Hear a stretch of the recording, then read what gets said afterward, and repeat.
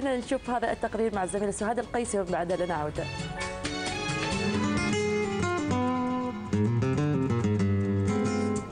هل لك أن تتبرع لنا بساعة من وقتك من أجل حماية الأرض؟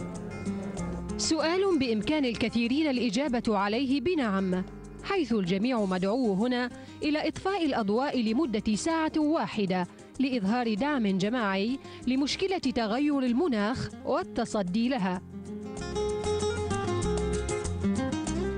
بدأت حملة ساعة الأرض في مدينة سيدني الأسترالية في العام 2007، حيث أطفأ مليوني شخص الأنوار لمدة ساعة، وبعدها خطفت الحملة قلوب العديد من الناس في مختلف دول العالم حتى صارت ظاهرة عالمية يشارك فيها اليوم 110 دولة، وكانت مدينة دبي سباقة في المشاركة، كونها أول مدينة في الشرق الأوسط تطفئ أنوارها بدءا من برج العرب واليوم برج خليفة.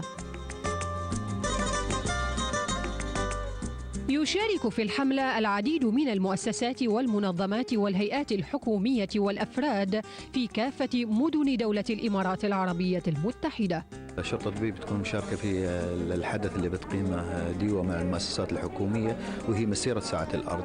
بيكون علينا التأمين من أمام برج العرب وتأمين حركة المرور والسيطرة على الأعداد الكبيرة اللي بتشارك في المسيرة. النصائح اللي تنطوها للمشاركين؟ طبعا بما أن بدون إنارة وبنطفئ الأنوار مال الشوارع والإشارات، السواقين ينتبهون على أساس أنهم ينتبهون أنه ما في سيجنال بيكون عندنا إشارات ضوئية، والناس ياخذون بالهم من الأطفال الصغار. هناك خطط وبرامج اتبعتها هيئة كهرباء ومياه دبي خلال هذه السنة، شو نتائجها؟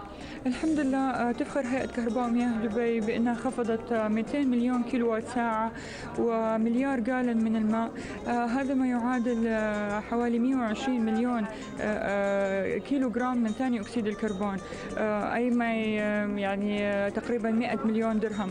فهاي كان طبعا ما تقدر الهيئة تنسبها لنفسها، هاي كلها جهود الدوائر والمؤسسات اللي قامت باتخاذ إجراءات اللي أوصت فيها الهيئة.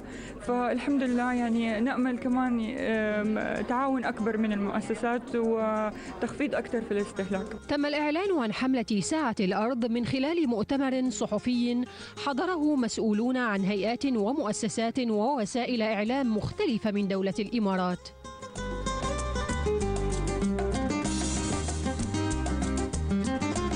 وبإطفاء أضوائنا خلال ساعة الأرض يتعهد كل منا بأسلوب حياة مستدامة لمواجهة خطر لا يفرق بين أحد فينا، وهو التغير المناخي.